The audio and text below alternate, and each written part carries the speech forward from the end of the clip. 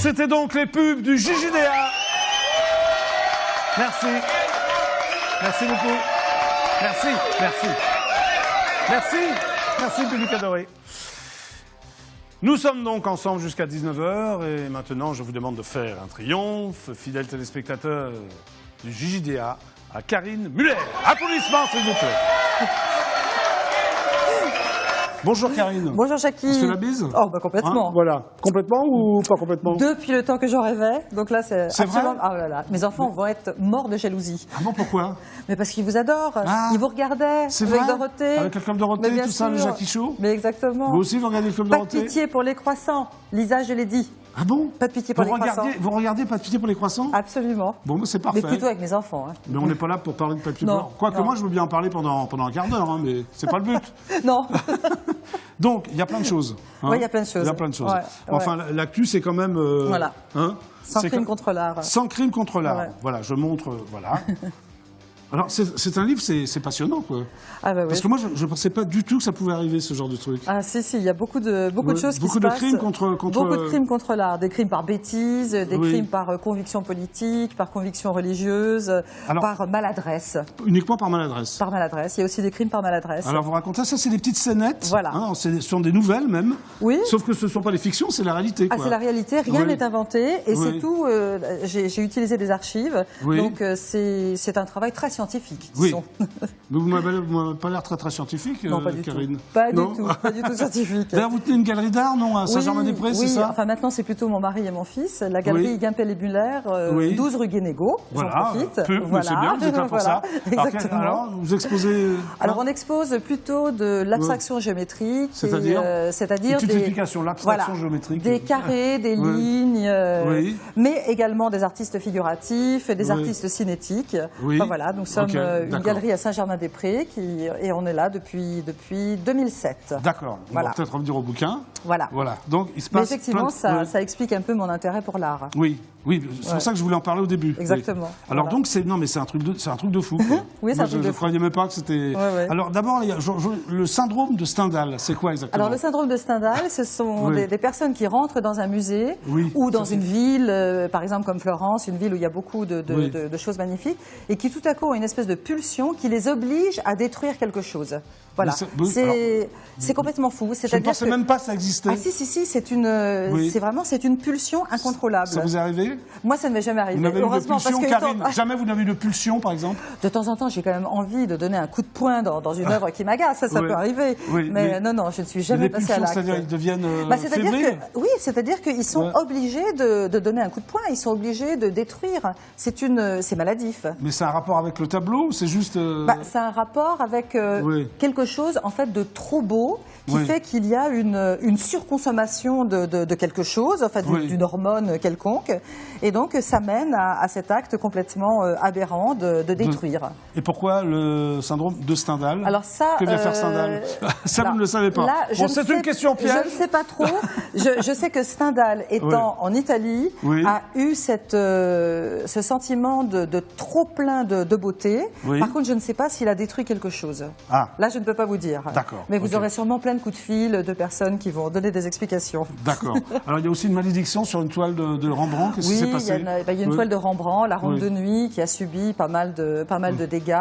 Et il y a comme ça des œuvres qui, on va dire, qui n'ont pas de chance. Et en plus, le pauvre Rembrandt, au moment où il a peint cette toile, a eu lui-même beaucoup de malheur. Il a perdu sa femme et la toile était une commande de laineux, c'est-à-dire de gens qui travaillaient dans la laine, qui étaient très riches. Et quand ils ont vu le résultat, ils n'ont pas aimé la toile. Parce qu'en fait, Rembrandt avait fait poser différentes personnes comme ça. Voilà, très, très chic et tout. Un peu comme vous, Karine. Voilà, un peu comme ça. Voilà, très chic. Et puis, Rembrandt, quand même, leur avait mis des expressions... pas très chic. Voilà. Et ils n'ont pas aimé. Donc, Rembrandt n'a pas été payé. Et ça a été, donc, c'est un tableau un petit peu, maudit. Qui n'a pas porté chance à Rembrandt et le musée d'Amsterdam a également pas mal de soucis avec ce tableau. Mais maintenant, il est très protégé et il y a un gardien spécialement devant le tableau. D'accord. Alors votre livre, c'est très bien fait parce qu'il y a des petites scénettes comme ça qui se succèdent. Ce sont des petites histoires. Des petites histoires. Alors, certaines drôles, d'autres moins drôles. J'en ai relevé quelques-unes. J'aimerais que vous m'expliquiez, vous expliquiez aux téléspectateurs parce que moi j'ai trouvé ça passionnant. Calamity Nick. Alors c'est quoi ça? Alors Calamity Nick, c'est l'histoire d'un Anglais qui s'appelle Nick et qui rentre au musée de Cambridge. Et il n'a pas fait attention qu'il avait un lacet qui était défait. Alors il était en jogging, donc il arrive en haut d'un escalier, l'escalier est en marbre, et il se prend les pieds dans le lacet. Et alors là, on rentre dans une scène à la Charlot. Il dévale l'escalier, tout est en marbre. Donc, il n'y a pas de rampe, impossible de s'arrêter. Alors, il devait avoir un jogging en synthétique. Donc, il a dévalé sur le dos, il s'est retrouvé les pattes en l'air. Incroyable, ça. La salle était assez longue et il a atterri jusque sous la fenêtre où il y avait une planche et il y avait 5 vases de la dynastie Qing, une dynastie du XVIIe siècle. Tout ça à cause d'un lacet. Voilà, tout ça à cause d'un lacet. Et les vases? Le pied a heurté le premier vase, l'effet domino, tang, et il y en a 3 qui sont tombés sur 5. Une valeur inestimable. Inestimable. Alors qu'est-ce qui s'est passé? Il est obligé de les rembourser ou non? Attendez, d'abord, tout a explosé et lui, il est parti. Voilà. Et comme il était le seul dans la pièce, il n'a pas été inquiété, il est rentré chez lui. Il allume sa télé quelques jours plus tard et il voit sa photo. Connaissez-vous cet homme? Alors il va voir les gendarmes, c'était lui. Il va voir les gendarmes, il dit mais attendez, il y a ma photo à la télévision, qu'est-ce qui se passe? Monsieur, vous avez cassé des vases. Ah oui, cette histoire. Et il dit mais attendez, ce n'était pas de ma faute. Ils n'avaient qu'à mieux protéger leurs vases. Voilà. Alors, donc, il n'a rien payé Non, il n'a rien payé parce qu'il était insolvable. En plus, il a été quand même catalogué comme un petit peu déficient mental. Ça, c'est un crime contre l'art. Ça, c'est un des crimes contre l'art. Donc, un crime par bêtise. D'accord. Un crime, voilà, la catastrophe. Et l'acteur renversant? Alors, l'acteur renversant, ça, c'est à New York. Et c'est un tableau de Picasso qui s'appelle L'acteur et qui est un tableau du tout début du siècle, 1904, la période rose. Et donc, c'est un personnage filiforme avec des mains extrêmement comme ça, vous voyez. Et extrêmement alors, comment voilà, extrêmement, l'adjectif m'échappe, mais enfin, vous voyez, des doigts très maigres et très longs. Oui, il m'échappe, voilà. D'accord. Et alors, l'acteur a ce geste comme ça. Il est comme ça. Et il y a une jeune fille, voilà, comme ça. Il y a une jeune fille qui est devant le tableau et qui est absolument fascinée, et puis qui s'approche. Et alors, elle a dû croire qu'elle était dans vous savez, dans le livre de la jungle, avec le serpent K qui a les yeux qui font comme ça. Et qu'est-ce qui s'est passé alors? Et elle s'est approchée, et bing, elle est tombée dans le tableau, mais avec vraiment un bruit de casserole. Et elle a quand même lacéré le tableau sur 15 cm. Un tableau de Picasso. De Picasso. De la période rose. Ça vaut cher. Ça va être très cher. Alors la pauvre fille s'est totalement effondrée en larmes, elle ne sait pas ce qui lui a pris. Et alors moi j'ai appelé ça le syndrome « aie confiance ». Parce que K dit « aie confiance, voilà. Voilà. Alors une autre petite Jackie, aie confiance, aie confiance. J'ai confiance en vous, Karine, vous avez confiance en moi? Complètement. D'accord. Couvrez ce sexe. De quel sexe s'agit-il? Alors là, il s'agit du sexe du président de la République. Française? Non. Non, pas François, non. François, il a envoyé François. Voilà. On va l'appeler tout à l'heure, on va l'appeler en fin d'émission. Oui, très volontiers. Oui.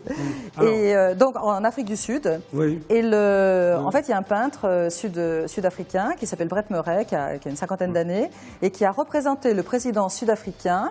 Vous voyez le fameux portrait de Lénine? Absolument. Lénine, voilà. Donc, il l'a présenté dans la même position. Donc le président avançant. Vous faites bien Lénine, hein, Karine? Moi, je fais bien Lénine, voilà, exactement.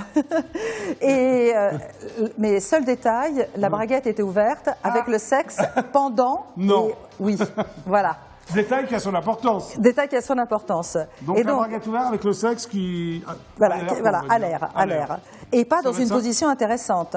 Pour vous voulez dire. Voilà. Pas très intéressant pour vous. Sexe ballant. Sexe ballant. Voilà.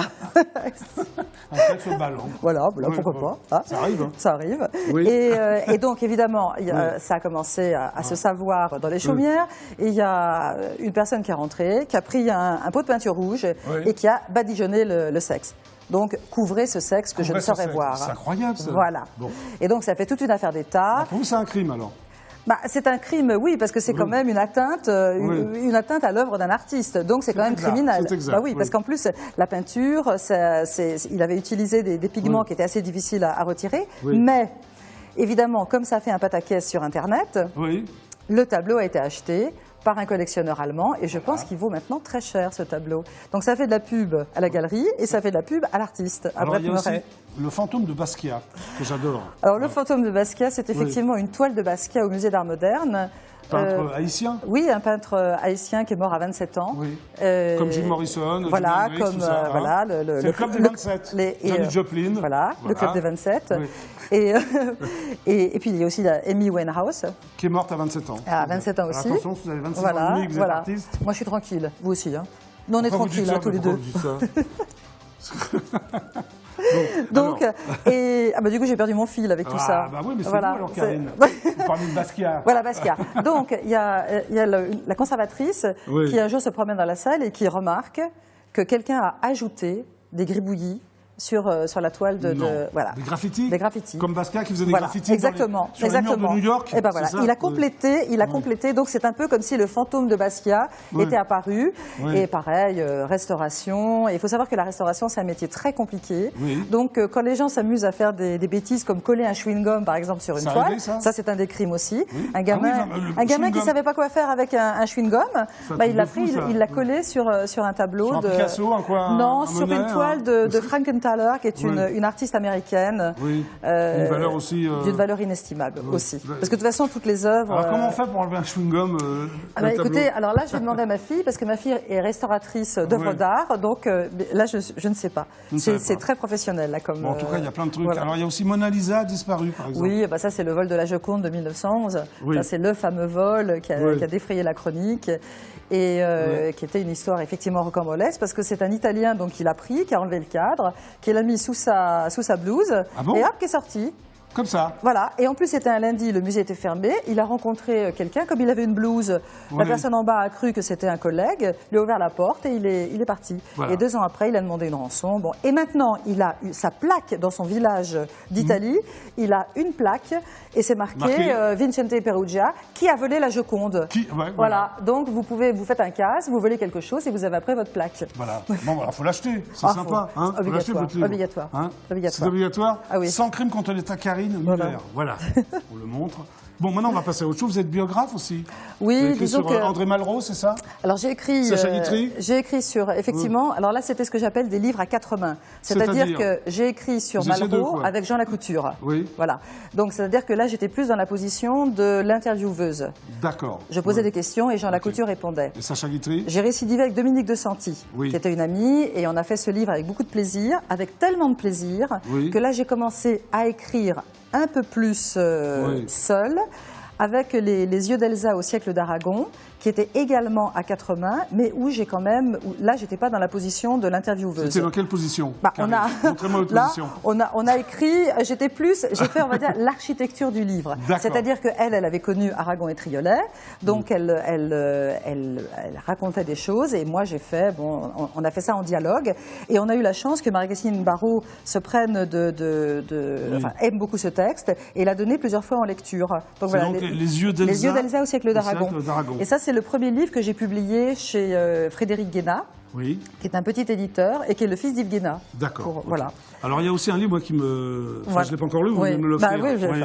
C'est Levé de rideau sur Edward Hopper, qui est très à la mode en ce moment.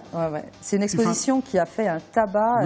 Et ça, c'était qui est encore là, d'ailleurs, elle n'est pas arrêtée. Elle a été prolongée d'au moins de 6 mois, non? Et c'était pas gagné, parce que Hopper n'était quand même pas si connu que ça avant l'exposition. Oui, mais c'est incroyable. Enfin, moi, j'adore. Mais... c'est magnifique. Donc, il est mort en 87, c'est ça? Voilà. Il est mort en 67. En 67, à 87 ans. Pratiquement 85 ans. Et son épouse... Vous l'avez rencontré?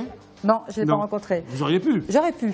Mais il était à New York, j'étais à Paris. Voilà, donc c'est tout. C'était la seule raison. C'était la seule raison. Alors comment vous expliquez cet engouement?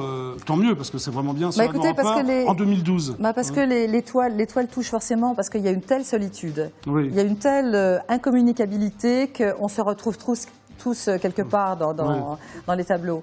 Et puis en plus, c'est magnifiquement peint. Mais il y a une tristesse vraiment qui émeut. Et si vous allez voir l'exposition, le dernier tableau, c'est son épouse et lui, c'est leur adieu à la vie.